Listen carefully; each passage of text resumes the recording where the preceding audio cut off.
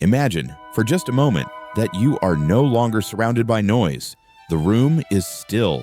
No voices, no clamor, no music to numb the mind, and yet your pulse quickens, not because of silence itself, but because of what silence reflects back to you. You've just been misunderstood, dismissed, perhaps even insulted, and everything within you rises like a wave. I must defend myself. Your mind cries out, I must speak. I must correct this. I must not be reduced. And so, instinctively, you open your mouth. But here lies the paradox. In that very instant, when you cannot tolerate silence, you have already given away your power, because silence is not emptiness. Silence is presence. It is the presence of the self that no longer depends on recognition to exist. Our society fears this deeply. It reveres the outspoken, the bold, the immediate. We are conditioned to believe that strength lies in reaction, in asserting, in winning the argument. But beneath that compulsion lies a truth we seldom want to face. The loudest voices are often the most uncertain, the one who does not rush to speak, who can absorb misunderstanding without becoming its hostage. This person is not passive. They are sovereign. They have transcended the need to be right in order to be whole. In the lens of modern psychology, and particularly through the humanistic clarity of Friedrich Nietzsche, we can recognize that much of what we call communication today is not connection, but anxiety. The urge to explain, to justify, to prove ourselves, these are not signs of presence, but of absence, of a self not yet anchored in its own reality. And yet, what we long for authentic connection, mutual recognition can only begin when we no longer try to force it. True power, as Fromm might say, is not the domination of others, but the liberation from needing them to affirm us. It is in silence that the self can begin to hear its own voice, not the reactive voice, but the grounded one. And it is in the presence of that grounded self that others, too, may begin to question the noise they've mistaken for truth. We live in an age of noise, not merely sound, but a constant hum of agitation, a compulsion to speak, to respond, to be noticed. Words are thrown into the world like fast food, cheap, rushed, lacking nourishment.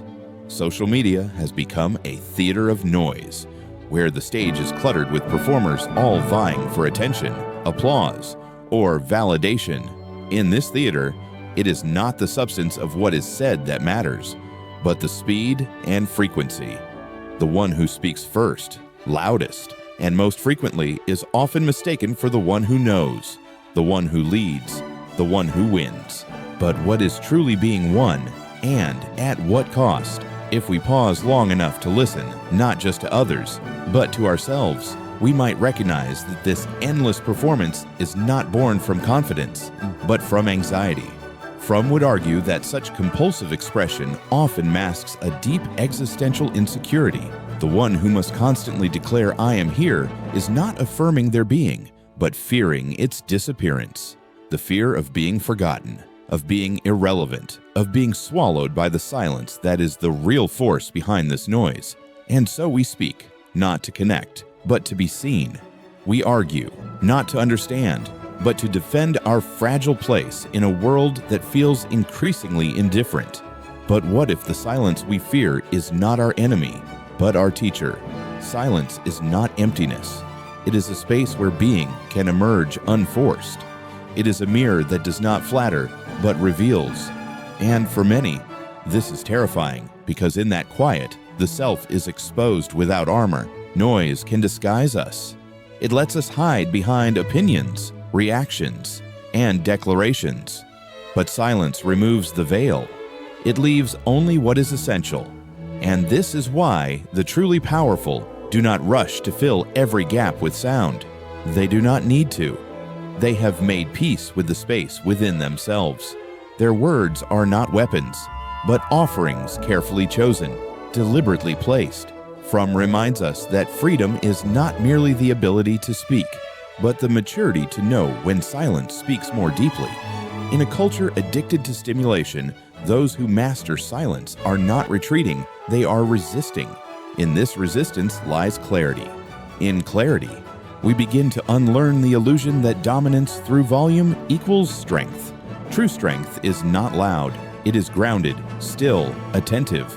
The crowd may cheer the one who shouts, but it is the silent one who unsettles them, not because they are absent, but because their presence is too real to be ignored. If noise is the frantic attempt to be seen, then silence true. Grounded silence is the refusal to participate in that scramble. And this refusal is not an absence of engagement, but a presence so profound that it disrupts the unconscious patterns around it. Silence, in its most authentic form, is not withdrawal, but transcendence. In Nietzsche's vision, the awakened individual, the one who has ceased to be a product of societal conditioning, does not need to argue or assert. His being speaks louder than his words ever could. His presence, anchored in self-possession, carries the weight of meaning without requiring noise to validate it. This kind of silence is unsettling. It exposes the fragility of those who rely on constant reaction to feel alive. When you remain silent during a heated exchange, neither resisting nor submitting, but simply staying present, you challenge an entire system of relational dynamics. You take away the expected rhythm, and in doing so, you force others to confront themselves. Their eyes dart, their voices rise, their hands fidget, not because you attacked, but because you didn't. This is the paradox of silence. It reveals more than it hides. Fromm would tell us that human beings fear silence not because it is void, but because it demands authenticity. It removes the possibility of evasion. It leaves no room for distraction.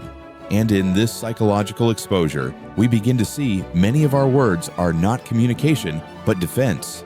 They are the walls we build to avoid feeling our own groundlessness. When someone chooses silence not as avoidance, but as presence, they strip away the illusions that others unconsciously rely on. And that's why silence is feared. Not because it is passive, but because it is uncontrollable. You cannot manipulate someone who refuses to play by the usual rules. You cannot dominate someone who does not rush to assert themselves. You cannot predict someone who chooses when and whether to speak. In a society obsessed with external control, such a person is profoundly threatening. They are not loud, but they are immovable. They are not argumentative, but they are unshakable. They are not detached, but deeply rooted. Their silence is not indifference. It is strength. It is a clear and conscious no to being pulled into the chaos of reactive living. And in that refusal, they hold up a mirror to the world, a mirror that shows just how addicted we are to performance.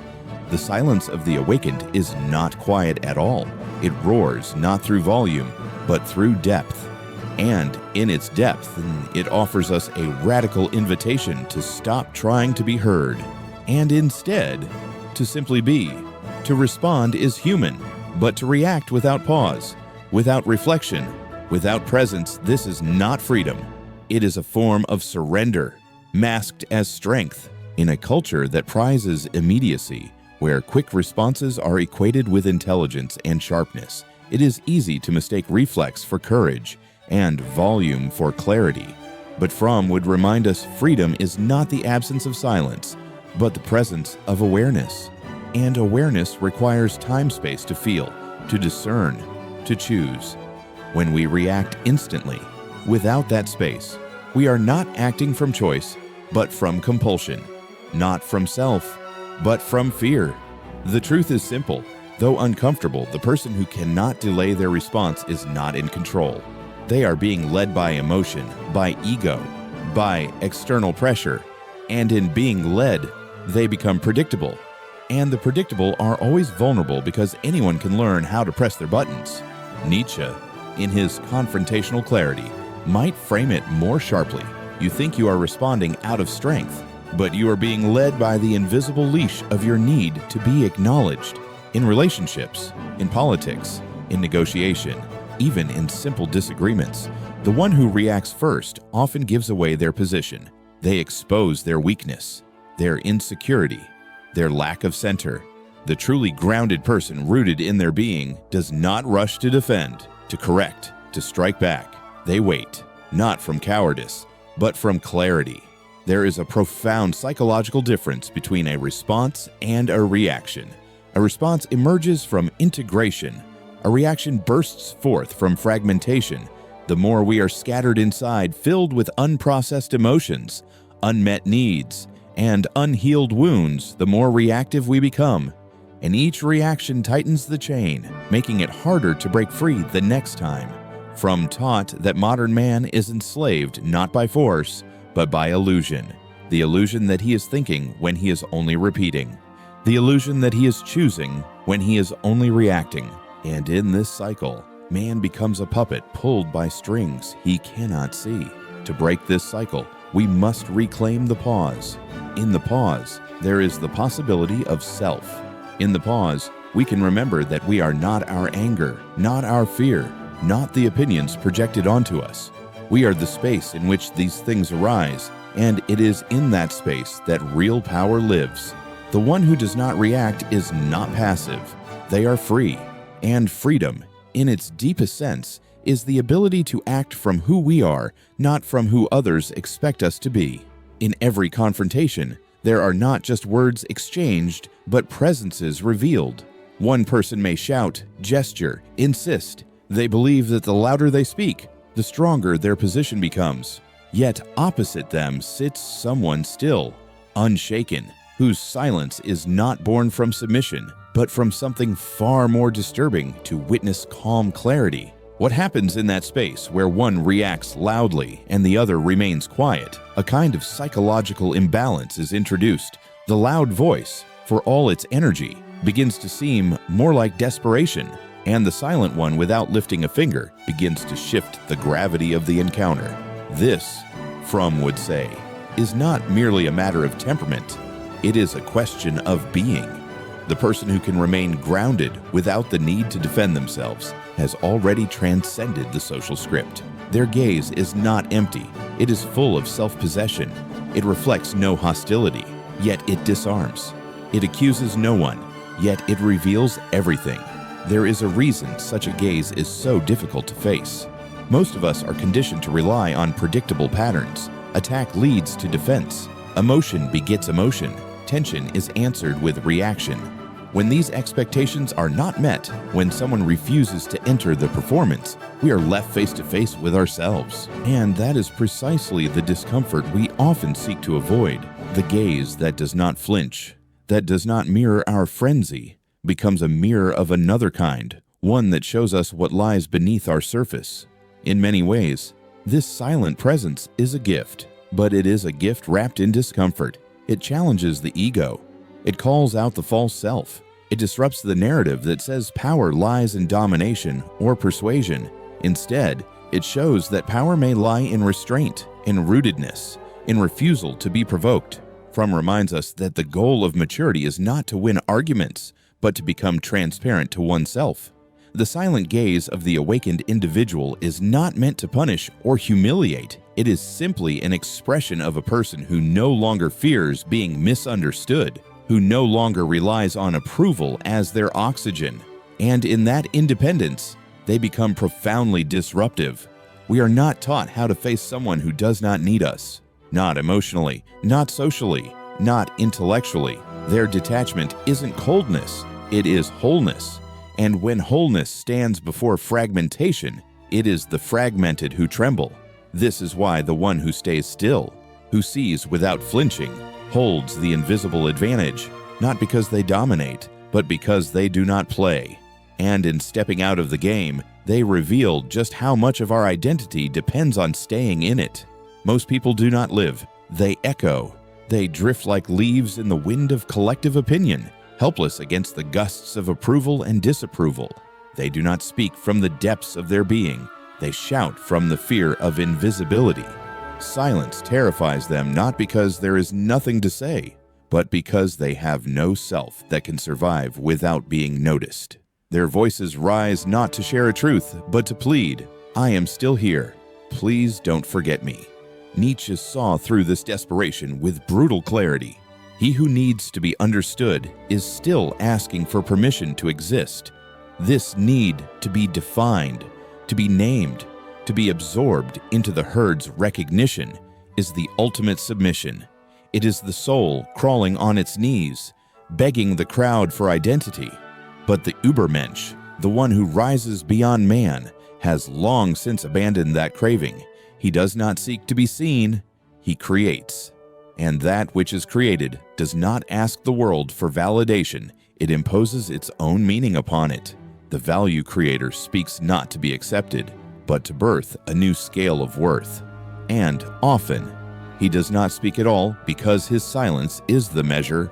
It proclaims, "Without sound, your judgment does not reach me. Your categories do not hold me. I do not fit into the frame you've prepared. To live this way is to revolt against every rule of domesticated existence. It is to walk without explanation, to choose without justification, to act without apology.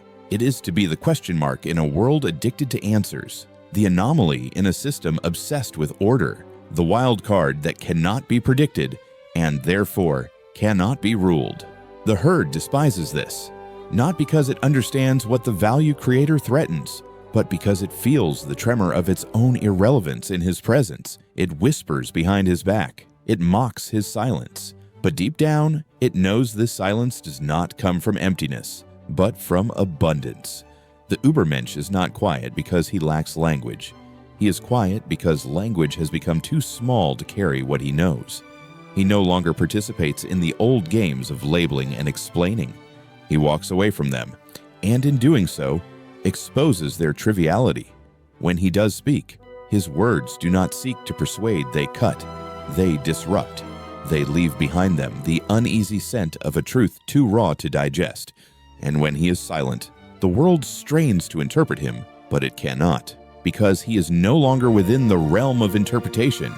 He has ceased to be a subject of others' definitions. His silence is not withdrawal, it is a wall the world cannot climb. It is not surrender, it is sovereignty. It is not absence, it is the refusal to be reduced. Have you ever sat across from someone who said nothing, yet left you rattled? Have you sent a message only to be met with silence, and felt the anxiety swell within you? Or been mid-argument when the other simply stopped responding? Not with dismissal, not with mockery, just silence. And suddenly, the battlefield shifts. You no longer fight them, you fight yourself. This is not coincidence. It is confrontation in its purest form. A confrontation not with an external opponent, but with the voices inside you that are usually drowned by noise. Nietzsche called this the mirror of the strong. The one who does not respond does not give you direction. He does not provide the echo you rely on to confirm your existence. Instead, he leaves you alone with your own voice. And what most discover in that silence is unbearable. They were never speaking to the other person at all. They were speaking to reassure themselves. They were arguing not to find truth, but to win. They were reacting not from conviction, but from dependency, dependent on being seen, heard, validated. This is the hidden tragedy of modern man. He cannot bear silence because he cannot bear the weight of his own unaccompanied thoughts. And that is why the silent one holds power not over others, but over himself. The one who chooses not to react, who does not flinch under provocation, who does not fill the air with defensiveness, is not weak. He is not confused. He is sovereign. His silence is not confusion, it is calculation. Not withdrawal, it is dominion. He is not escaping the game, he has simply outgrown it. This is the essence of strategy in the Nietzschean sense, not to dominate others by force, but to unnerve them by being beyond their reach. He who speaks can be quoted, interpreted, twisted, attacked. He who stays still becomes unknowable, therefore ungraspable, and what cannot be grasped cannot be controlled. This is why presence without justification is so rare and so dangerous. The world doesn't know what to do with those who do not explain themselves. We want people to be categories, identities, causes, but the silent one denies all of that. He is, and his being unsettles everything that is merely performing, because when presence does not plead to be understood, it becomes a threat to the entire system of approval and belonging. And so we ridicule the silent, or we resent them, but deep down, we fear them because we cannot read them, and in not being able to read them, we are forced to confront how dependent we are on predictability, on cues, on response. The one who holds their silence holds the tempo of the room. They do not push, they draw in.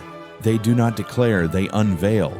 Their strength lies in this simple truth: they do not need to be understood to exist. And in that, they become invincible. Man, in his softest essence, is addicted to reflection, not the kind that deepens understanding, but the reflection found in the eyes of others. He cannot simply be. He must be seen. He cannot walk without applause echoing behind him. He cannot think without wondering, do they agree with me? And worst of all, he cannot remain silent without fearing that his silence will render him invisible. This is not freedom. This is dependency dressed as participation. Nietzsche slices through the illusion with surgical disdain. The true self does not ask to be understood. It simply exists. But existence without explanation is a dangerous act in a world governed by mirrors. The moment one ceases to seek recognition, they step out of the system that gives others comfort. And those who abandon that system are always marked. Arrogant, they say. Detached, they mutter. Emotionless, they accuse.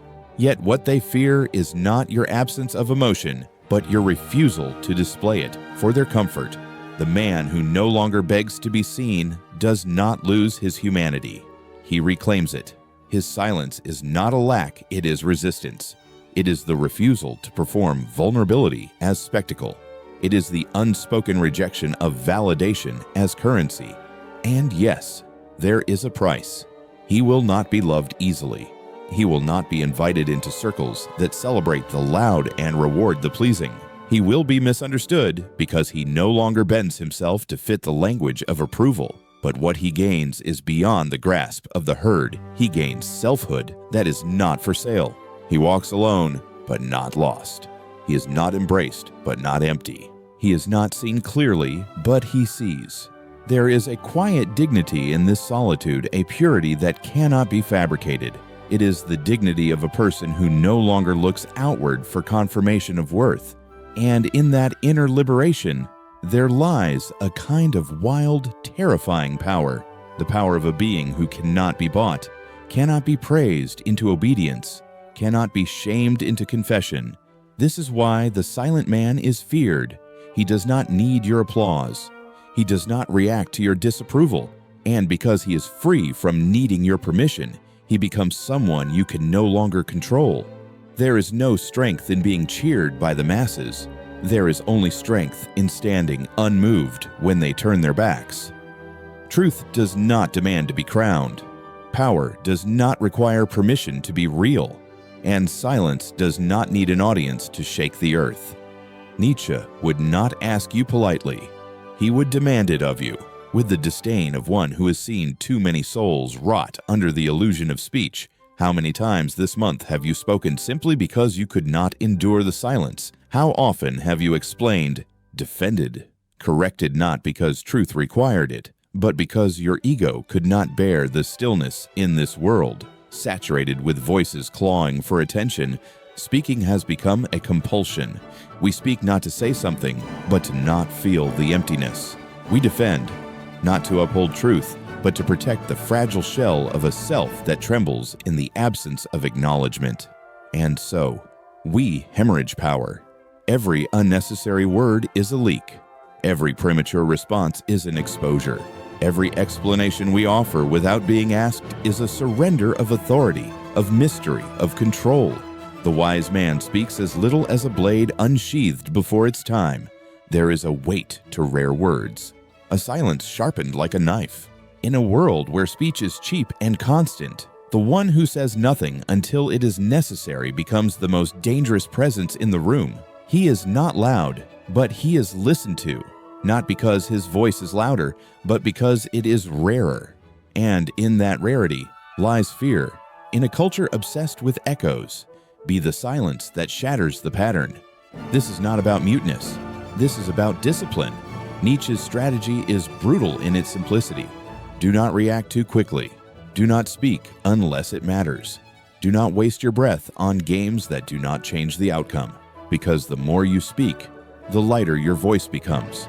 But the less you speak, the heavier every word lands. The one who speaks only when he chooses is not playing the same game as those who fill the air with noise. He is not there to be understood. He is not there to win arguments. He is there to tilt the room with a glance, with a phrase, with the unbearable tension of restraint. In this battlefield of clamor, silence becomes the most subversive act. It is refusal. It is defiance. It is the declaration that you will not be pulled into the chaos of urgency. You are not here to react. You are here to decide. The herd needs to speak to feel alive. The sovereign remains silent because he already is. Silence is not absence, it is confrontation at its purest. It does not retreat. It does not apologize. It stands, not in weakness, but in brutal strength. For the untrained, silence is unbearable. It reveals the void they spend their lives covering up with noise, affirmation, applause. When faced with stillness, their first impulse is to fill it not with truth, but with distraction, not with presence, but with performance. But the one who can endure silence, who can sit within it without flinching, he does not escape anything. He has already passed through the fire, and what he finds on the other side is not comfort, but clarity. He realizes that once you no longer need to be understood, you become invincible. The world cannot manipulate what it cannot define. It cannot conquer what it cannot provoke. It cannot dominate what does not respond. The man who masters silence does not dominate others. He transcends them. He becomes the fixed point in a chaotic world, not by overpowering, but by refusing to be pulled. This is the final paradox. The one who has no need to speak, no hunger to be recognized, no desperation to explain. This is the one the world leans toward, not out of affection, but out of fear, out of awe, because his presence makes visible everything artificial. His stillness exposes every anxious tremble, and his silence, sharpened like a blade, becomes the last voice anyone can ignore. So now, a question cuts through the noise and lands at your feet. When was the last time you stayed silent when they expected you to speak? Do you remember their faces? The confusion, the discomfort, the sudden grasping for control. That was your power, not to dominate, but to remain unshaken. You did not control them. You simply refused to be controlled. And in that refusal, something ancient, something untamable awoke in you. Not the voice of the crowd, but the echo of your own will. Not the hunger for applause, but the birth of solitude. So if this truth pierced, you don't stop here. The next step waits, and it may show you something you've long avoided, something not yet spoken, but deeply, inevitably true. Watch it, and if you are ready to stop leaking your soul through every word, if you are ready to step beyond reaction, beyond praise, beyond performance, then choose silence and let the world listen. In a world addicted to noise, the greatest act of rebellion may be silence, not the silence of submission, but of sovereignty. Not absence, but presence sharpened to a blade. If you've walked with us through this journey, if even one word made you pause, flinch, or see yourself more clearly, then the transformation has already begun. Now, it's your turn to speak or not. If this resonated with something deep within you, leave a comment and let us know where it struck. If you found value here, share this video with someone who lives too loudly or too afraid. And if you want to continue walking the path of thought that pierces, not pleases, subscribe, because here we don't feed illusions, we challenge them. And if this touched something you didn't expect, it means you're not done yet. Don't stop here. The next video in this series isn't just a continuation, it may be the very moment you confront what you've been avoiding. Watch it. It might show you the part of yourself you still don't dare to face.